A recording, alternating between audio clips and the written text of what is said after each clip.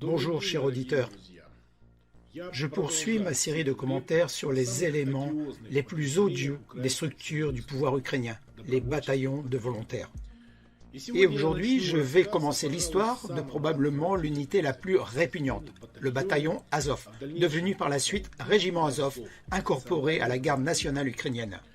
Pourquoi je dis commencer ? Parce qu'il y a tellement d'atrocités liées à cette unité qu'il est impossible d'en faire le tour en une seule fois. De plus, lors de mes rotations dans la zone de l'Ato, j'ai souvent été amené à croiser la route des combattants d'Azov, ce qui me permet d'étayer mes propos par ma propre expérience personnelle. Il convient également de mentionner que pendant longtemps, la zone de déploiement d'Azov était la ville de Berdiansk, sur les rives de la mer d'Azov, ma ville natale. Aussi, ai-je suffisamment d'informations sur les atrocités du bataillon de Berdiansk. Commençons par le tout début. À la suite des événements d'Euromaïdan à Kiev, de nombreuses personnes condamnées pour divers crimes, y compris pour des crimes graves, ont été libérées de leur lieu de détention.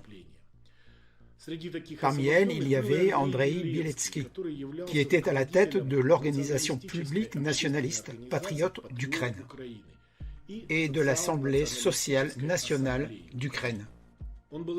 Il avait été arrêté le 27 décembre 2011 en vertu du deuxième paragraphe de l'article 187 du Code pénal ukrainien, vol commis en réunion avec préméditation. À l'époque, le mouvement social national ukrainien considérait l'arrestation de Bieletsky et de ses partisans comme de la répression politique. Le 24 février 2014, le Parlement ukrainien a adopté la résolution 4202 sur la libération des prisonniers politiques.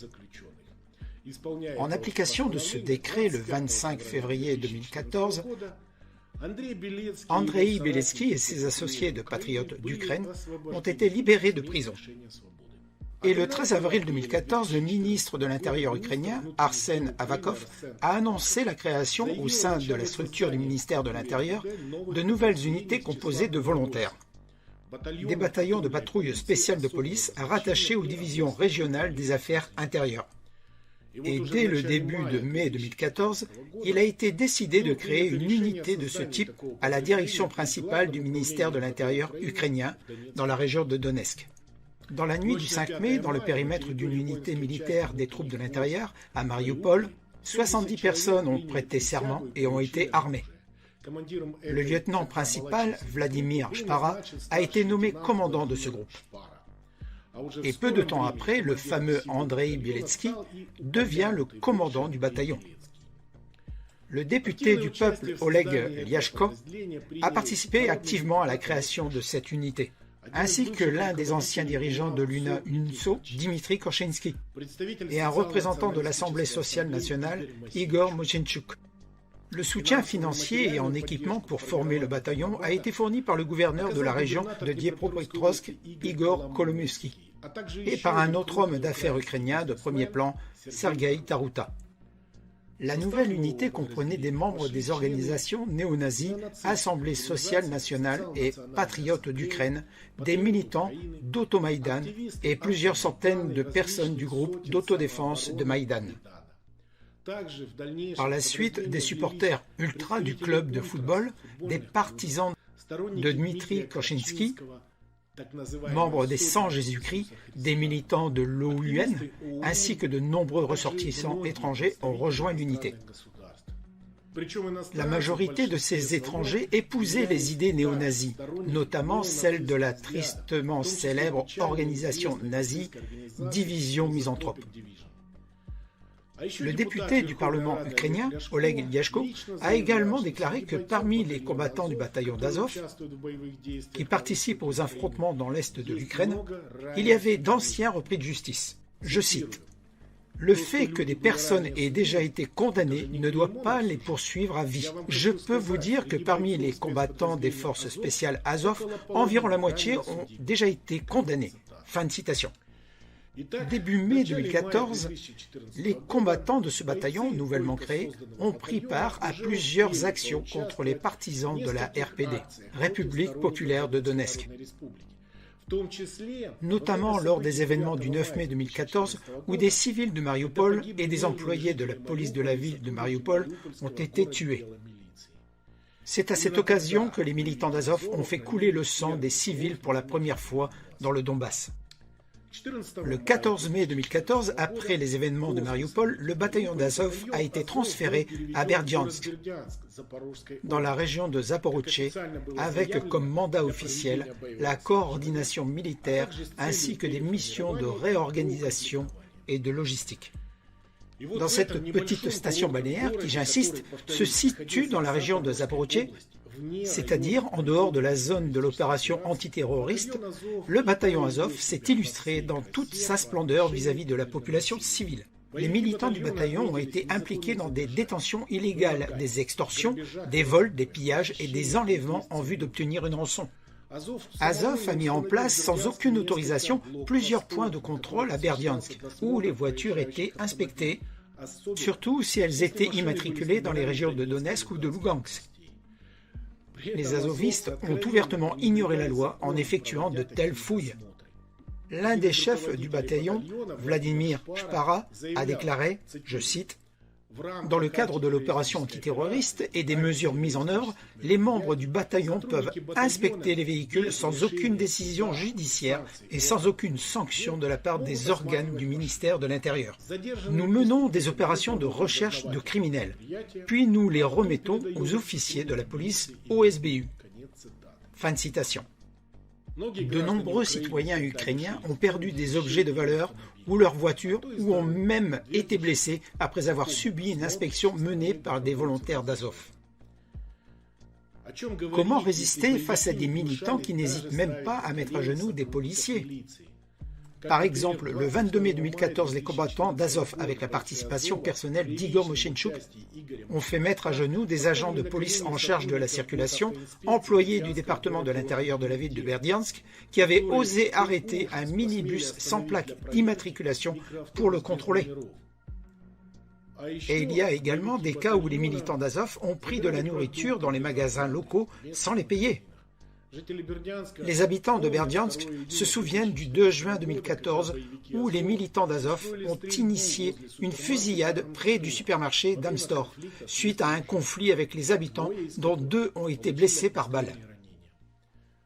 Il y a encore cette affaire célèbre de viol de 2 mineurs à Berdiansk. Le commandant du bataillon a réussi à l'étouffer rapidement en utilisant ses contacts étroits avec la direction du ministère de l'Intérieur et avec Arsen Avakov en personne.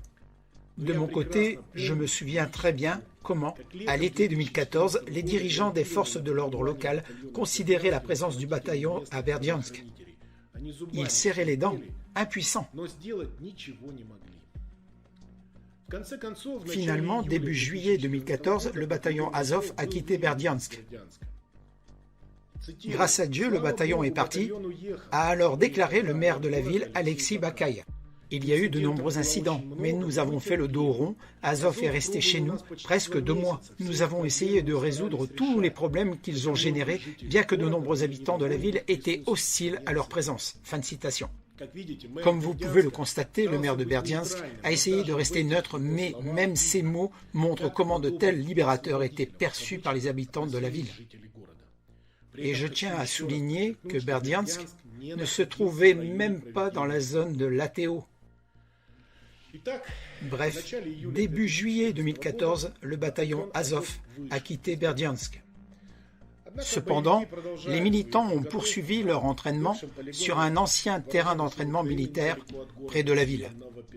Ils ont organisé périodiquement des marches et des processions ou, par exemple, démantelé des monuments à la gloire de Lénine, comme ce fut le cas tôt le matin du 27 janvier 2015. Mais globalement, en juillet 2014, le chapitre de Berdiansk de la division est terminé et le bataillon Azov s'est déplacé à Mariupol. Dans la prochaine partie, nous aurons beaucoup de choses intéressantes à partager. S'il vous plaît, abonnez-vous à notre chaîne. Mon nom est Vasily Prosorov.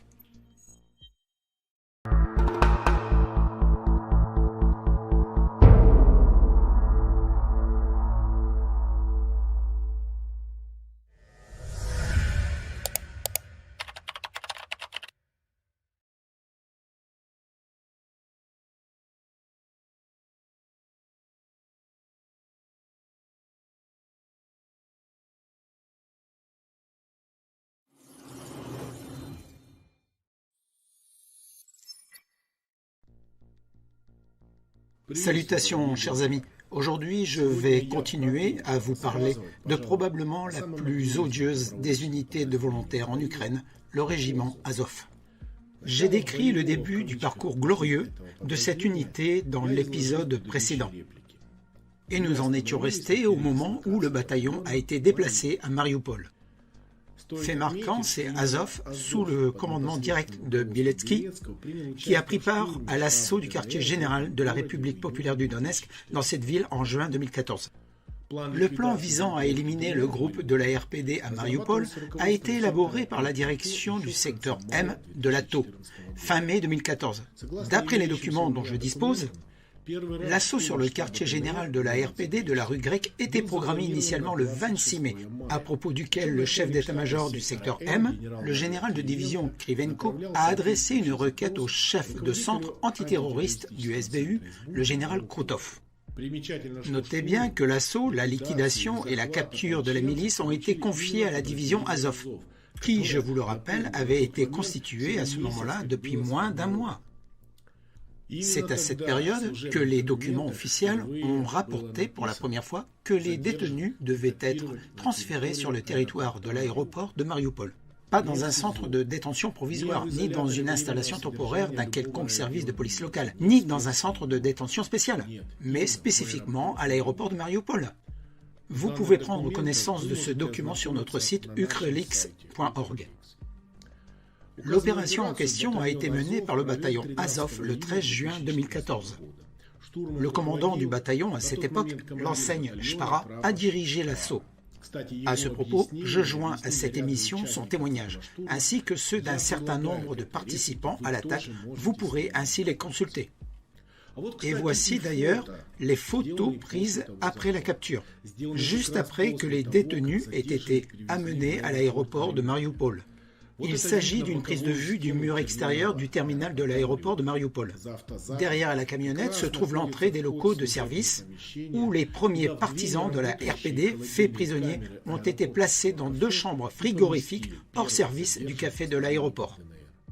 C'est à partir de ce moment-là, le 13 juin 2014, que la fameuse bibliothèque de l'aéroport de Mariupol a été opérationnelle.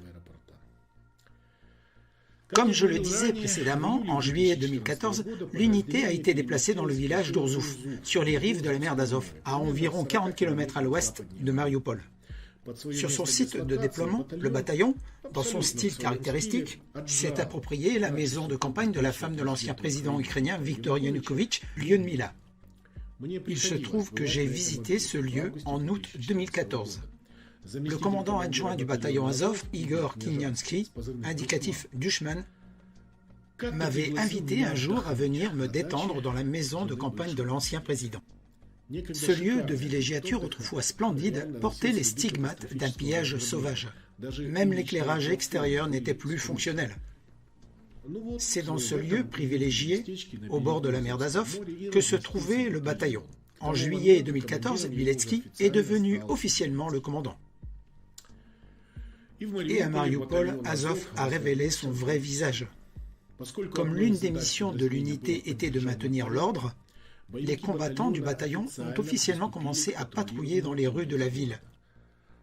Et Mariupol, pour être honnête, était alors, et elle l'est toujours, très négative à l'égard de Maïdan et des autorités de Kiev en général. Et en outre, le sentiment pro-russe était assez ancré dans la ville.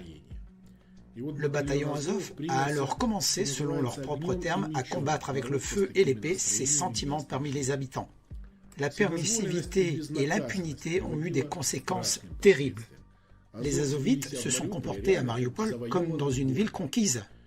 Les habitants se souviennent très bien de ces voyous en tenue de camouflage, circulant en ville dans leurs 4x4 équipés de mitrailleuses, ne respectant aucune règle ni aucun feu de circulation.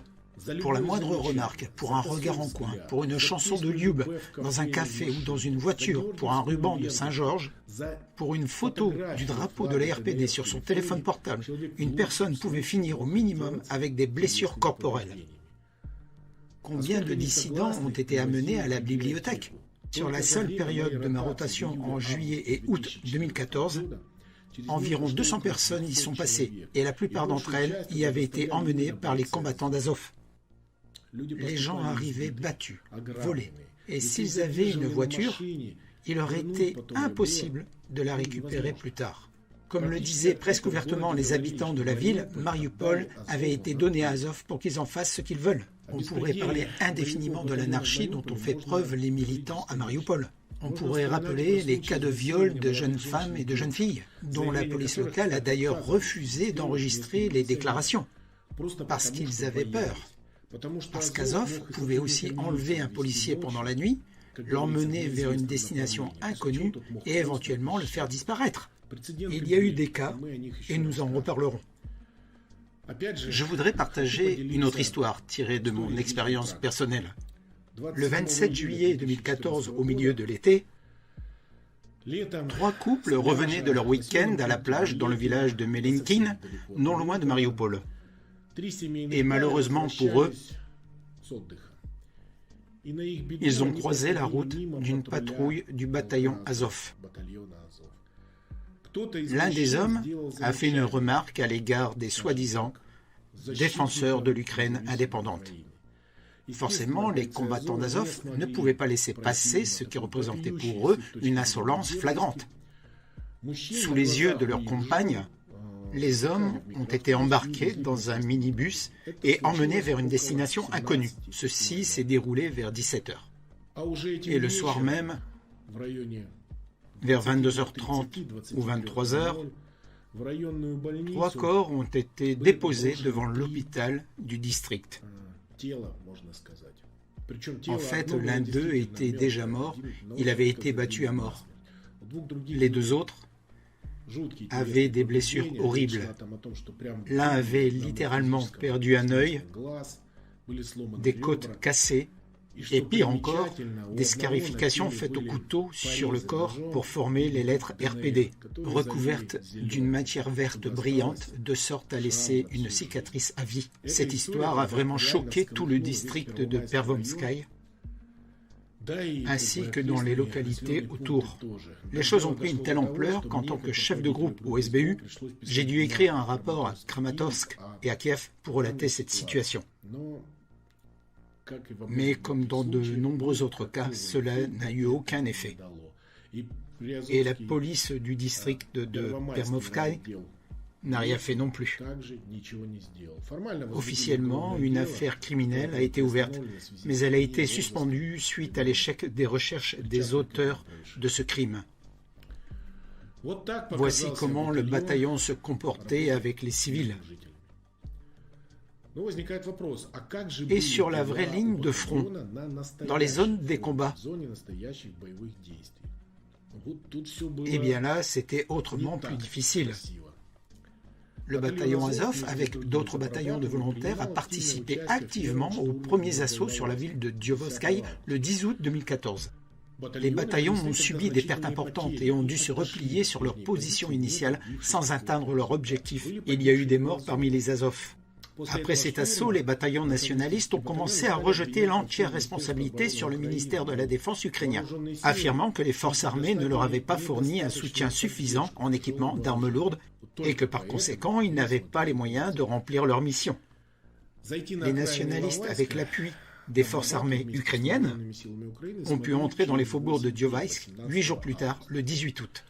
Les bataillons de Dnepr 1, Donbass et Azov, et un peu plus tard, Merodvorets, Ivano-Frankivsk, Kherson et Zvitsats ont réussi à prendre le contrôle de certains quartiers de la ville. Le lendemain, le 19 août, les unités de l'AFU se sont retirées. Des combats de rue sanglants ont alors éclaté. On sait beaucoup de choses sur ces combats, et je ne vais pas les rappeler ici. Mais j'ajouterai seulement que lorsque la situation est devenue très incertaine, le commandant du bataillon Azov a décidé de filer à l'anglaise, comme on dit. Il s'est exfiltré de Diovaïsk avec tous ses hommes. Sur le site officiel d'Azov, ils ont invoqué un redéploiement dans la région de Novatsk et Mariupol pour assurer leur défense. Mais j'ai dans mes archives un document intéressant. Plus précisément, il s'agit du compte-rendu d'une réunion impliquant le président ukrainien Porochenko le 18 août 2014. Et au paragraphe 10, le ministre de l'Intérieur, Avakov, et le commandant de la garde nationale, Poltorak, sont chargés de trouver les raisons pour lesquelles le bataillon Azov et Shakhtarsk ne participent pas aux opérations en cours de l'ATO. Intéressant, n'est-ce pas? Cela révèle que Biletsky a déplacé son bataillon depuis la zone de combat vers Mariupol sans que personne à la tête du ministère de l'Intérieur ou de la garde nationale n'ait été mis au courant.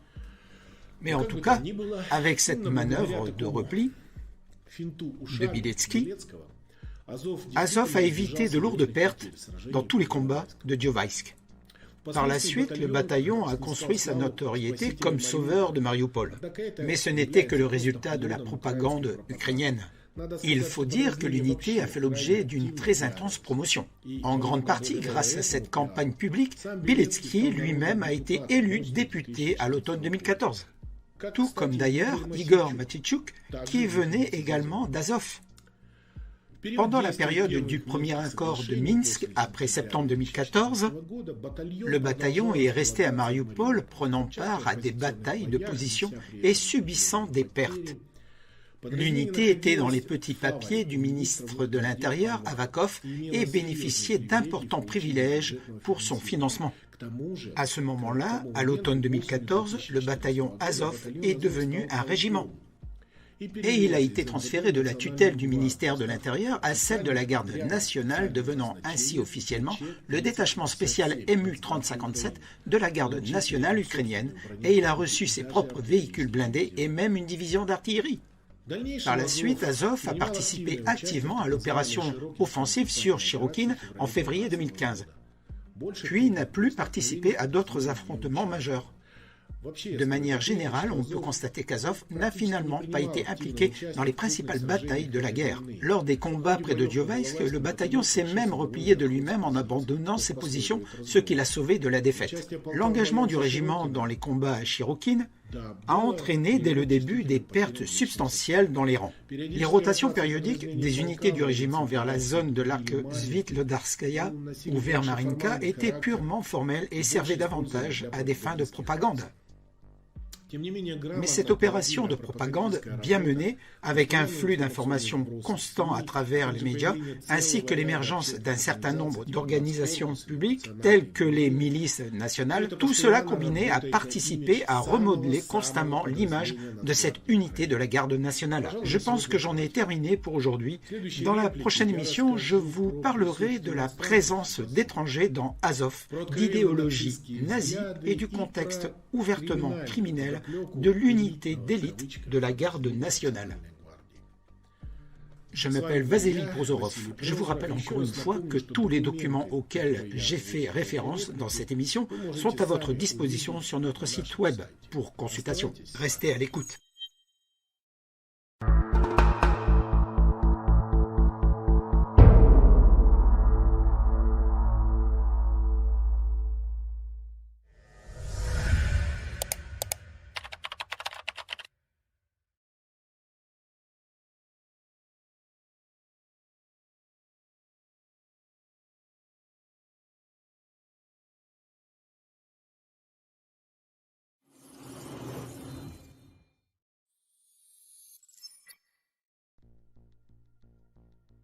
Bonjour chers amis, aujourd'hui nous allons continuer à parler des crimes perpétrés par les bataillons de volontaires. Mais avant de poursuivre mon récit sur les crimes du régiment Azov, je vais m'accorder un petit détour.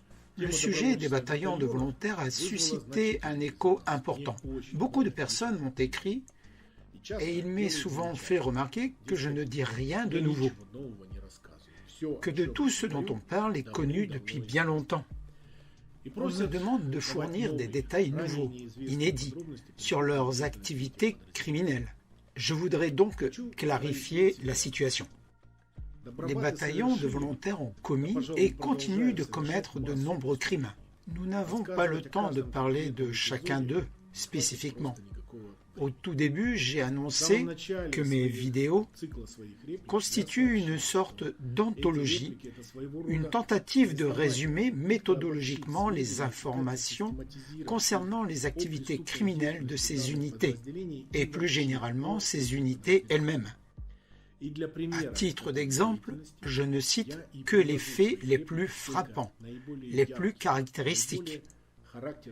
La liste complète des crimes des bataillons sera un jour, je pense, établie par un tribunal spécial. En attendant, je reprends mon récit. Retour sur le régiment Azov.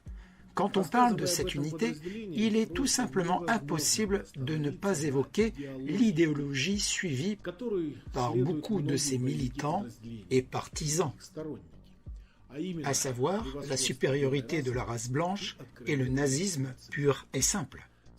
Dès le début, l'unité comprenait de nombreux partisans de l'Assemblée sociale nationale d'Ukraine se réclamant ouvertement d'idées néo-nazies.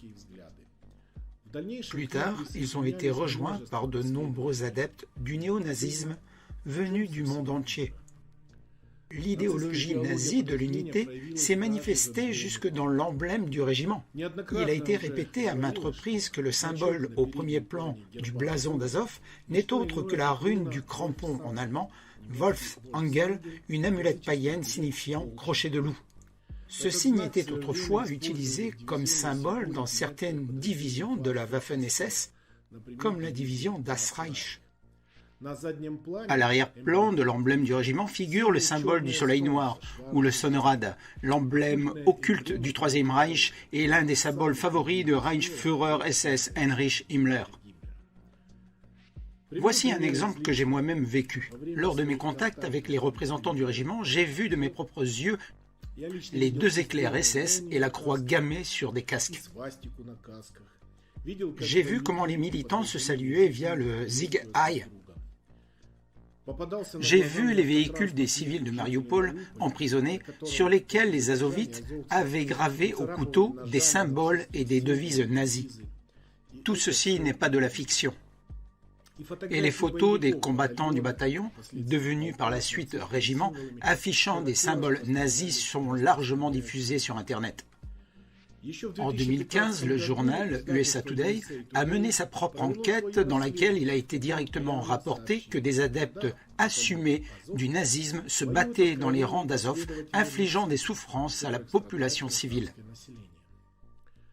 Les informations sur l'idéologie nazie d'Azov se sont répandues bien au-delà des frontières de l'Ukraine. Le 10 juin 2015, la Chambre des représentants américains a adopté un amendement interdisant l'utilisation des fonds du ministère de la Défense, je cite, « pour fournir des armes, de l'entraînement ou tout autre soutien au bataillon Azov ». Fin de citation.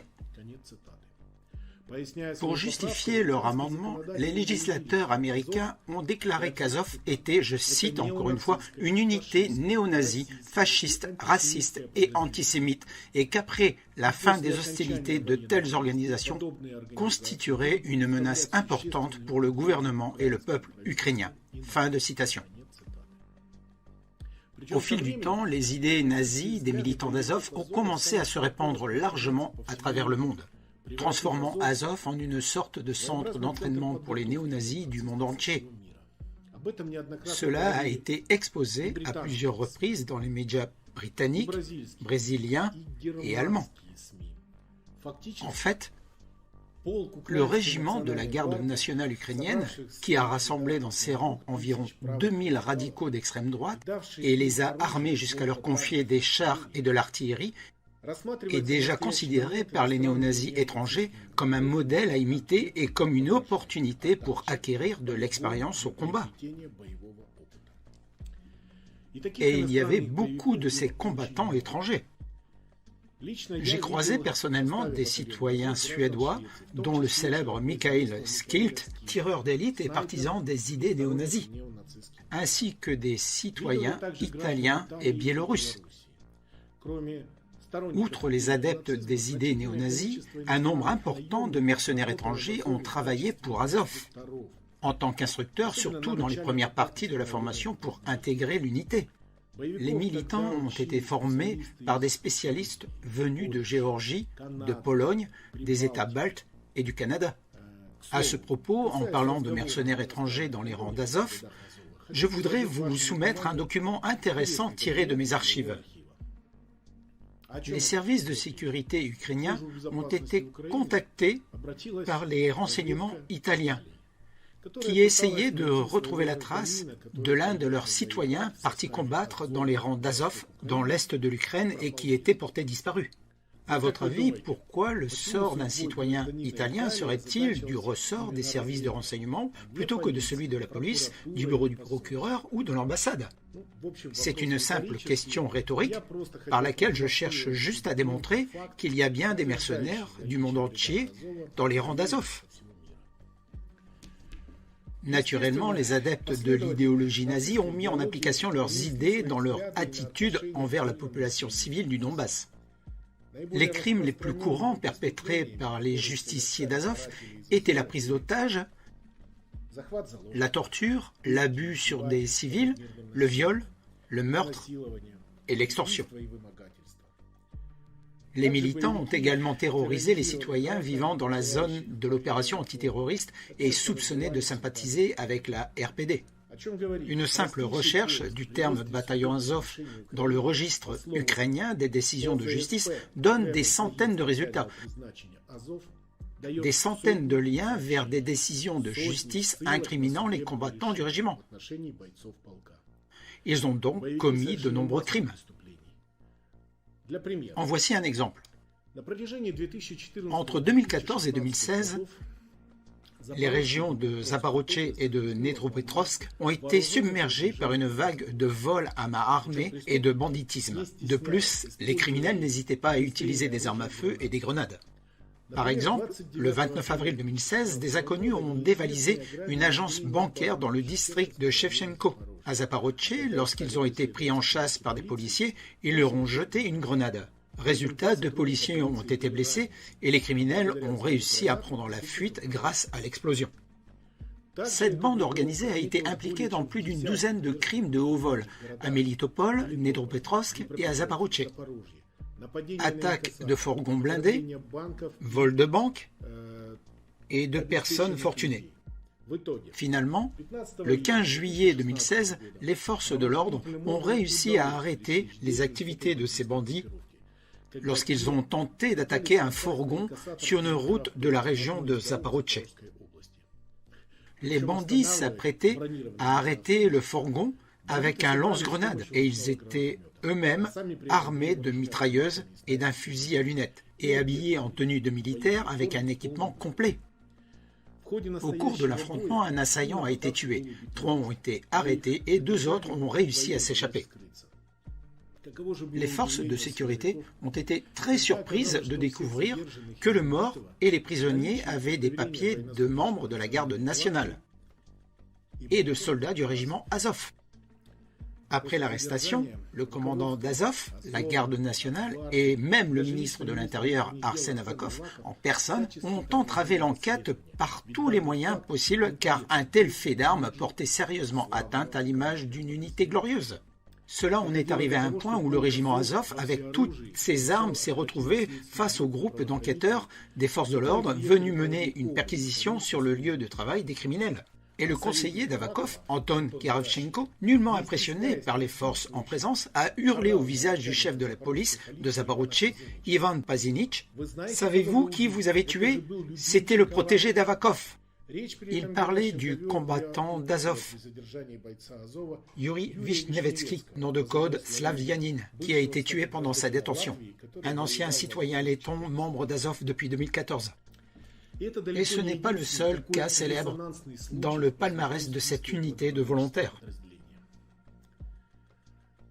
Si vous pensiez que sur le front, les militants ont respecté les méthodes et les ordres du commandement de l'ATO, vous vous trompez. Voici un autre exemple. Lors des vacances de mai 2017, une trêve avait été déclarée sur la ligne de front dans le Donbass. Pourtant, les 9 et 10 mai, le camp ukrainien a lancé plusieurs frappes d'artillerie sur la localité de Bizimen, dans le territoire de la RPD. Les obus ont atterri au centre du village, juste à l'emplacement du monument aux morts de la Grande Guerre patriotique. Et 3 habitants ont été blessés. Du côté ukrainien, on a immédiatement déclaré que toute cette histoire était construite de toutes pièces par la milice de la RPD dans le but de discréditer les glorieux défenseurs de l'Ukraine selon leurs propres termes. Mais les documents dont je dispose indiquent clairement que les 9 et 10 mai 2017, ce sont bien les artilleurs du régiment Azov qui ont frappé le paisible village arbitrairement et sans en informer personne.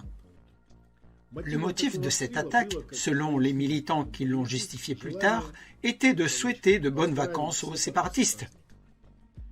L'histoire ne s'arrête pas là. Lorsque les forces de sécurité ukrainiennes ont essayé de mettre aux arrêts les artilleurs après l'attaque et de les envoyer au quartier général du secteur M pour qu'ils soient jugés, elles ont été repoussées par leurs frères d'armes. Cela apparaît dans le rapport d'enquête officiel du quartier général de l'ATO. Je cite. Le chef du renseignement de l'OTG Mariupol et le commandant adjoint des opérations de contre-sabotage ont négocié avec les militaires de l'unité des forces spéciales d'Azov et leur ont proposé de se rendre au quartier général de l'OTG Mariupol. Roulant le long de l'avenue Pobeti, près du camp de base de l'unité d'Azov, l'un des véhicules Mitsubishi L200 a bloqué le groupe d'escorte. Les soldats de l'unité d'Azov sont sortis de la voiture, ils ont pointé leurs armes sur le groupe d'escorte, prêt à faire feu. Au même moment, une porte en métal s'est ouverte sur la droite qui donnait sur le territoire du camp de base de l'unité d'Azov. De là est apparu un détachement de 5 ou 6 soldats braquant également leurs armes vers le groupe d'escorte. Puis un camion équipé d'un canon BS-3 et le Mitsubishi L200 du groupe d'artillerie sont entrés sur le territoire du camp de base de l'unité d'Azov. Après cela, tous les soldats de l'unité d'Azov ont remis leurs armes en position de verrouillage de sécurité. Vous comprenez donc que pour protéger leurs frères, les combattants de l'unité étaient prêts à tirer sur d'autres militaires ukrainiens. D'autres choses du même ordre ont été faites par le bataillon devenu plus tard le régiment Azov. Vous vous demandez quelles mesures ont été prises à la suite de tels crimes, y compris des crimes de guerre? La réponse est aucune. Ceci ne s'est pas passé en 2014 ou 2015, quand l'anarchie régnait dans la zone de l'ATO. Non, c'était en 2017, quand la situation était plus ou moins stabilisée. Malgré tout, aucune sanction n'a été prononcée à l'égard du régiment Azov. Et l'explication est simple. Azov était devenu une armée personnelle, une armée de poche d'Arsène Avakov. C'est grâce à lui que le bataillon a été transformé en régiment, qu'il a été équipé avec une artillerie, avec des chars et qu'il était mieux loti que toutes les autres unités de la garde nationale. C'est pour cette raison qu'Avakov rejette systématiquement toutes les accusations de néonazisme dans les rangs du bataillon. C'est pour cette raison qu'Avakov promeut des personnes d'Azov dans les échelons de commandement des forces de l'ordre, comme par exemple l'ancien adjoint de Bieletsky, Vadim Troyan, chef adjoint de la police nationale ukrainienne depuis 2016. Et je n'évoque même pas les activités de certains auxiliaires du régiment Azov, comme le corps national ou les milices nationales qui sont activement utilisées par les autorités et par Avakov pour intimider les opposants politiques pour des opérations de perquisition et pour devenir un véritable bras armé du pouvoir destiné à résoudre n'importe quelle situation. C'est si pratique de disposer de sa propre armée. Voici donc la très brève histoire de cette odieuse unité de volontaires. Le sort d'innocents civils ukrainiens, et pas uniquement les habitants du Donbass, est entre les mains de tous les militants d'Azov, sans exception. En même temps, la valeur au combat largement vantée de l'unité et son parcours opérationnel glorieux sont très douteux. Restez à l'écoute, nous continuerons notre récit avec d'autres unités de volontaires. Mon nom est Vassili Prozorov.